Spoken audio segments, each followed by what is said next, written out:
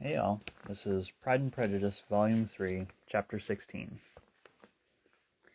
Instead of receiving any such letter of excuse from his friend, as Elizabeth half expected Mr. Bingley to do, he was able to bring Darcy with him to Longbourn before many days had passed after Lady Catherine's visit. The gentleman arrived early, and, before Mrs. Bennet had time to tell him of their having seen his aunt, of which her daughter sat in momentary dread, Bingley, who wanted to be alone with Jane, proposed their all walking out. It was agreed to.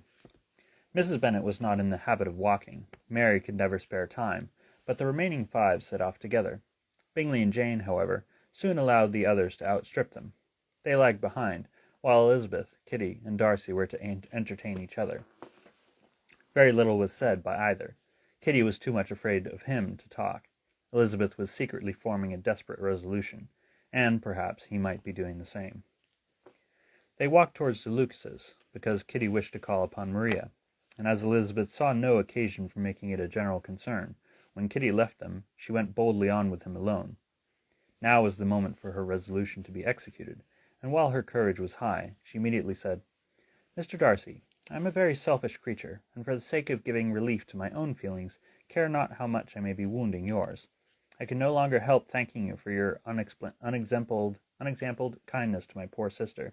Ever since I have known it, I have been most anxious to acknowledge to you how gratefully I feel it. Were it known to the rest of my family, I should not have merely my own gratitude to express." "I am sorry, exceedingly sorry," replied Darcy, in a tone of surprise and emotion, "that you have ever been informed of what may, in a mistaken light, have given you uneasiness. I did not think Mrs. Gardiner was so little to be trusted." "You must not blame my aunt. Lydia's thoughtlessness first betrayed to me that you had been concerned in the matter, and, of course, I could not rest till I knew of the particulars. Let me thank you again and again, in the name of all my family, for that generous compassion which induced you to take so much trouble and bear so many mortifications for the sake of discovering them."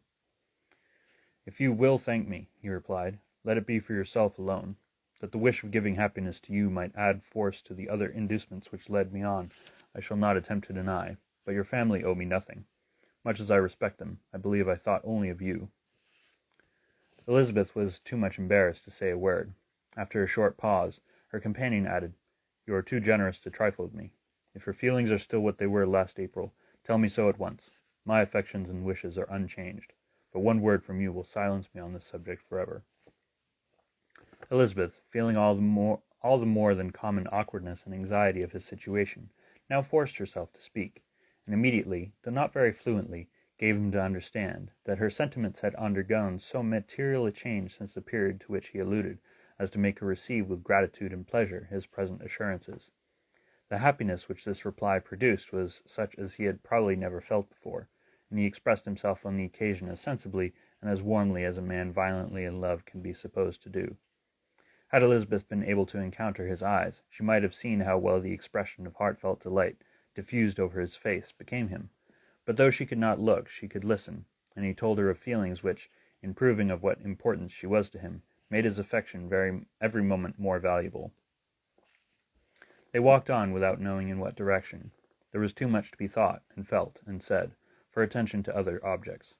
She soon learnt that they were indebted for their present good understanding to the efforts of his aunt, who did call on him in her return through London, and there relate her journeys to Longbourn, its motive, and the substance of her conversation with Elizabeth, dwelling emphatically on every expression of the latter, which, in her ladyship's apprehension, peculiarly denoted her perverseness and assurance, in the belief that such a relation must assist her endeavours to obtain the promise from her nephew which she had refused to give.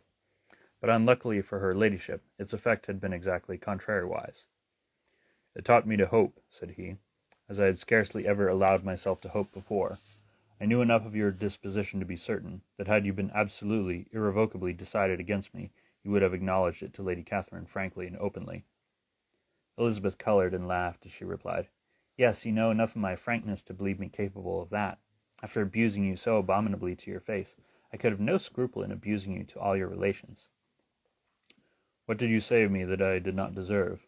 For though your accusations were ill-founded, formed on mistaken premises, my behaviour to you at the time had merited the severest reproof. It was unpardonable.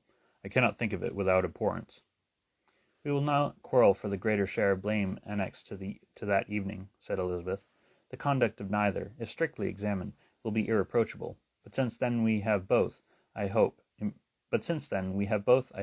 improved in civility. I cannot be so easily reconciled to myself. The recollections of what I then said, of my conduct, my manners, my expressions during the whole of it, is now and has been many months inexpressibly painful to me. Your reproof, so well applied, I shall never forget. Had you behaved in a more gentlemanlike manner. Those were your words. You know not, you can scarcely conceive, how they have tortured me, though it was some time, I confess, before I was reasonable enough to allow their justice. I was certainly very far from expecting them to make so strong an impression. I had not the smallest idea of their being ever felt in such a way. I can easily believe it.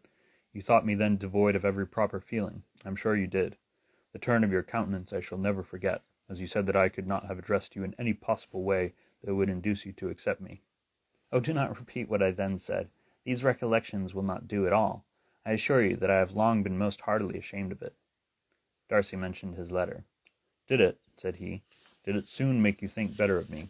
Did you, on reading it, give any credit to its contents? She explained what its effect on her had been, and how gradually all her former prejudices had been removed. I knew, said he, that what I wrote must give you pain, but it was necessary. I hope you have destroyed the letter. There is one part, especially the opening of it, which I should dread your having the power of reading again. I can remember some expressions which might justly make you hate me. The letters shall certainly be burnt, if you believe it essential to the preservation of my regard. But, though we have both reason to think my opinions not entirely unalterable, they are not, I hope, quite so easily changed as that implies. When I wrote that letter, replied Darcy, I believed myself perfectly calm and cool, but I am since convinced that it was written in a dreadful bitterness of spirit. The letter, perhaps, began in bitterness, but it did not end so. The adieu is charity itself. But think no more of that letter. The feelings of the person who wrote and the person who received it are now so widely different from what they were then, that every unpleasant circumstance attending it ought to be forgotten. You must learn some of my philosophy. Think only of the past as its remembrance gives you pleasure. I cannot give you credit for any philosophy of the kind. Your retrospections must be so totally void of reproach that the contentment arising from them is not of philosophy, but, what is much better, of ignorance. But with me it is not so. Painful recollections will intrude, which ought not to be repelled. I have been a selfish being all my life, in practice, though not in principle. As a child I was taught what was right, but was not taught to correct my temper. I was given good principles, but left to follow them in pride and conceit. Unfortunately an only son, for many years an only child, I was spoiled by my parents, who, though good themselves, my father particularly, all that was benevolent and amiable, allowed, encouraged, almost taught me to be selfish and overbearing, to care for none beyond my own family circle, to think meanly of all the rest of the world, to wish at least to think meanly of their sense and worth compared with my own. Such I was, from 8 to 28, and such I might still have been but for you, dearest, loveliest Elizabeth. What do I not owe you? You taught me a lesson, hard indeed at first, but most advantageous. By you I was properly humbled. I came to you without a doubt of my reception. You showed me how insufficient were all my pretensions to please a woman worthy of being pleased. Had you then persuaded yourself that I should? Indeed I had. What will you think of my vanity? I believe you to be wishing, expecting my addresses. My manners must have been in fault, but not intentionally, I assure you. I never meant to deceive you, but my spirits might often lead me wrong. How you must have hated me after that evening. Hate you? I was angry, perhaps, at first, but my anger soon began to take a proper direction. I am almost afraid of asking what you thought of me when we met at Pemberley. You blame me for coming? No, indeed. I felt nothing but surprise. Your surprise could not be greater than mine in being noticed by you.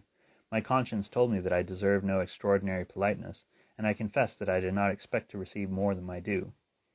My object then, replied Darcy, was to show you, by every civility in my power, that I was not so mean as to resent the past, and I hoped to obtain your forgiveness, to lessen your ill opinion, by letting you see that your reproofs had been attended to. How soon any other wishes introduced themselves, I can hardly tell, but I believe in about half an hour after I had seen you.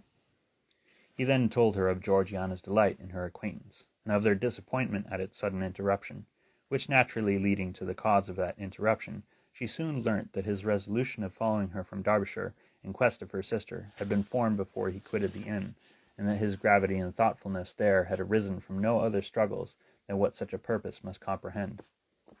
She expressed her gratitude again, but it was too painful a subject to each to be dwelt on further. After walking several miles in a leisurely manner, and too busy to know anything about it, they found at last, on examining their watches, that it was time to be at home.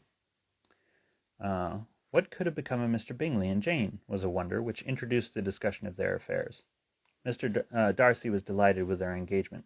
His friend had given him the earliest information of it. "I must ask whether you were surprised," said Elizabeth.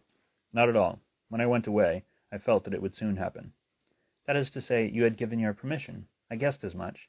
And though he exclaimed at the term, she found that it had been pretty much the case. "On the evening before my going to London," said he, "I made a confession to him, which I believe I ought to have made long ago. I told him of all that had occurred to make my former interference in his affairs absurd and impertinent. His surprise was great. He had never had the slightest suspicion. I told him, moreover, that I believed myself mistaken in supposing, as I had done, that your sister was indifferent to him. And as I could easily perceive that his attachment to her was unabated, I felt no doubt of their happiness together." Elizabeth could not help smiling at his easy manner of directing his friend. "Did you speak from your own observation," said she, "when you told him that my sister loved him, or merely from my information last spring?" "From the former. I had narrowly observed her, during the 2 visits which I had lately made there, and I was convinced of her affection." "And your assurance of it, I suppose, carried immediate conviction to him?" "It did. Bingley is most unaffectedly modest. His diffidence had prevented his depending on his own judgment in so anxious a case, but his reliance on mine made everything easy. I was obliged to confess one thing, which for a time, and not unjustly, offended him. I could not allow myself to conceal that your sister had been in town 3 months last winter, that I had known it, and purposely kept it from him. He was angry, but his anger, I am persuaded, lasted no longer than he remained in any doubt of your sister's sentiments. He has heartily forgiven me now." Elizabeth longed to observe that Mr. Bingley had been a most delightful friend, so easily guided that his worth was invaluable, but she checked herself. She remembered that he had yet to learn to be laughed at, and it was rather too early to begin. In anticipation of the happiness of Bingley, which of course was to be inferior only to his own, he continued the conversation till they reached the house. In the hall they parted. Chapter 17. "My dear Lizzie, where can you have been walking to?" was a question which Elizabeth received from Jane as soon as they entered the room, and from all the others when they sat down to table. She had only to say in reply that they had wandered about till she was beyond her own knowledge. She coloured as she spoke, but neither that nor anything else awakened a suspicion of the truth. The evening passed quietly, unmarked by anything extraordinary. The acknowledged lovers talked and laughed. The unacknowledged were silent. Darcy was not in a disposition in which happiness overflows in mirth, and Elizabeth, agitated and confused, rather knew that she was happy than felt herself to be so. For, besides the immediate embarrassment, there were other evils before her. She anticipated what would be felt in the family when her situation became known. She was aware that no one liked him but Jane, and even feared that with the others it was dislike which not all his fortune and consequence might do away. At night she opened her heart to Jane. Though suspicion was very far from Miss Bennet's general habits, she was absolutely incredulous here.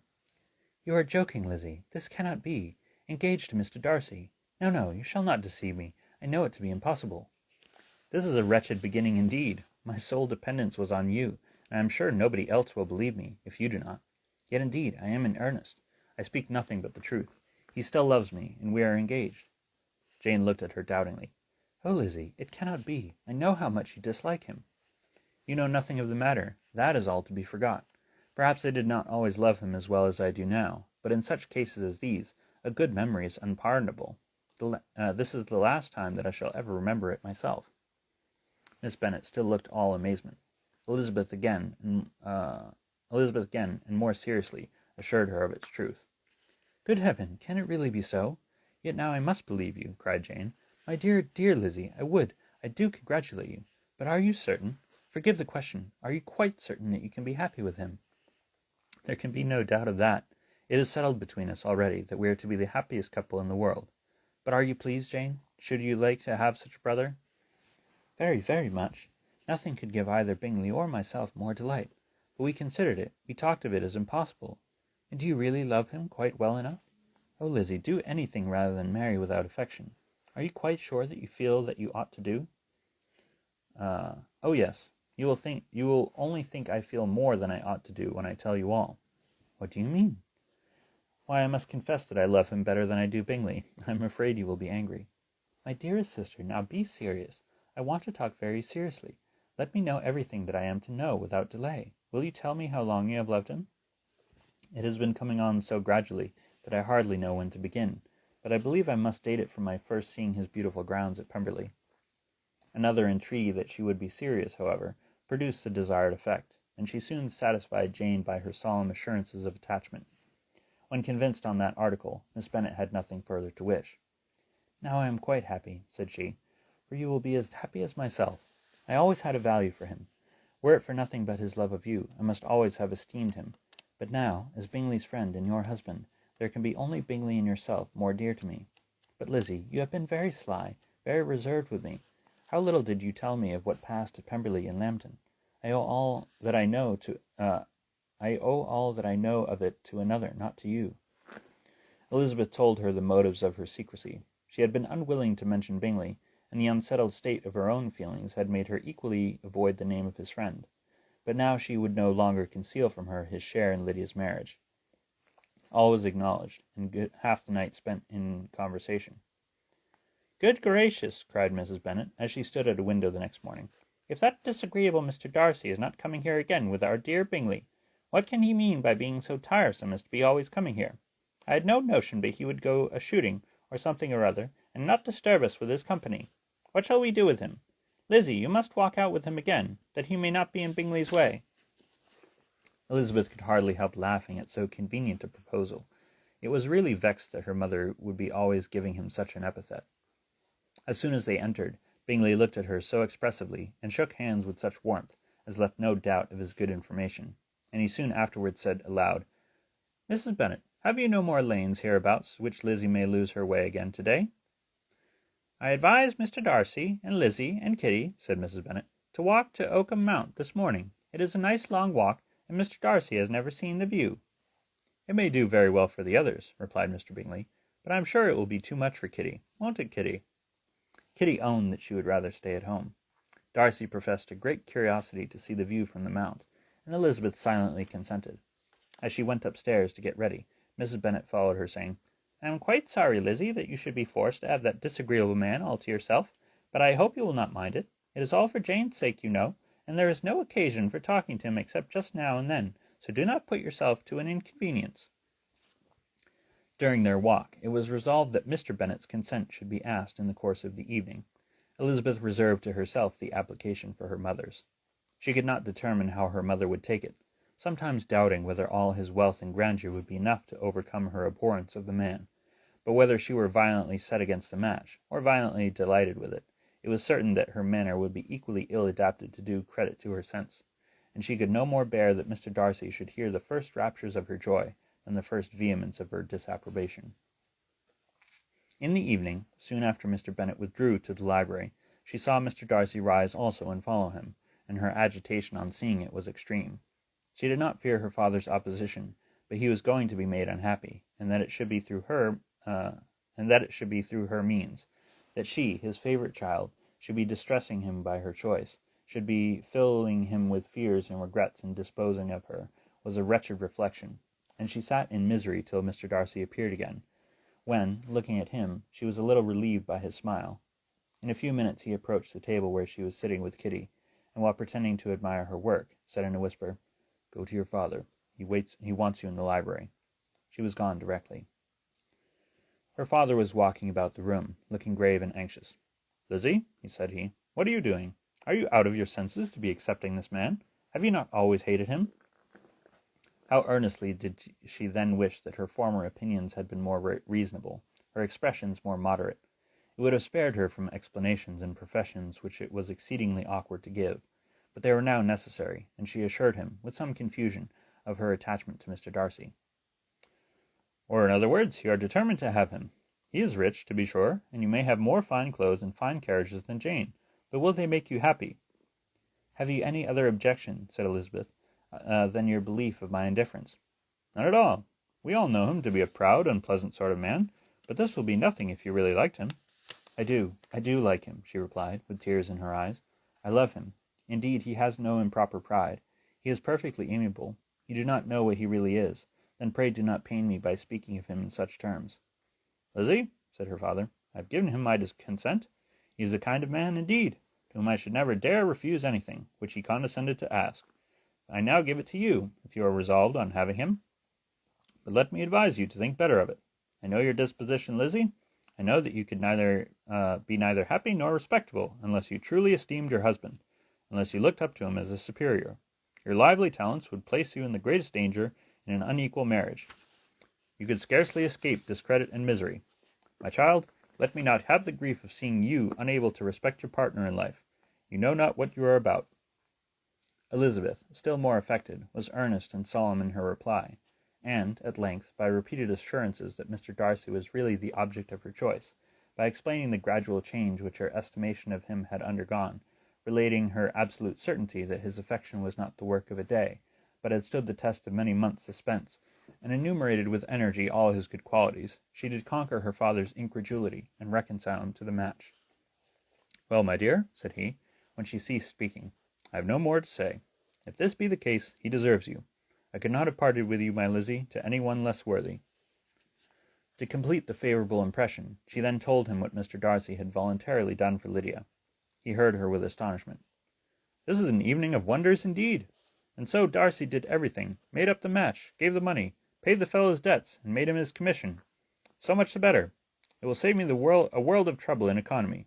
Had it been your uncle's doing, I must and would have paid him. But these violent young lovers carry everything their own way. I shall offer to pay him tomorrow. He will rant and storm about his love for you, and there will be an end of the matter. He then recollected her embarrassment a few days before, on his reading Mr. Collins's letter, and after laughing at her for some time, allowed her at last to go, saying as she quitted the room, If any young men come for Mary or Kitty, send them in, for I am quite at my leisure. Elizabeth's mind was now relieved from a very heavy weight, and after half an hour's quiet reflection in her own room, she was able to join the others with tolerable composure.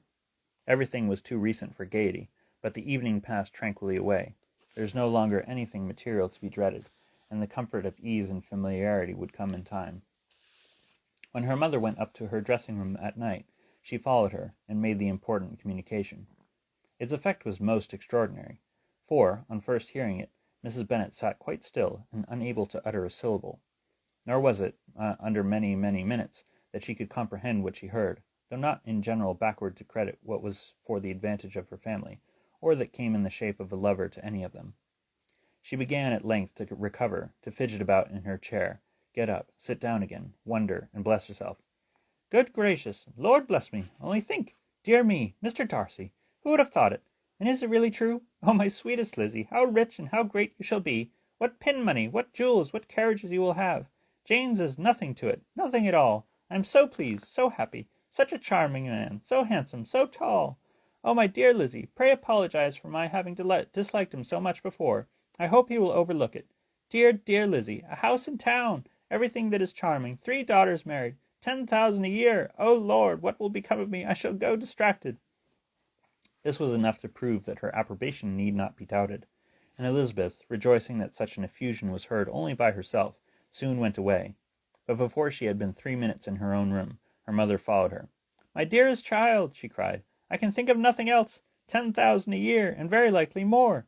It is as good as a lord, and a special license. You must and shall be married by a special license. But, my dearest love, tell me what dish Mr. Darcy is particularly fond of, that I may have it tomorrow.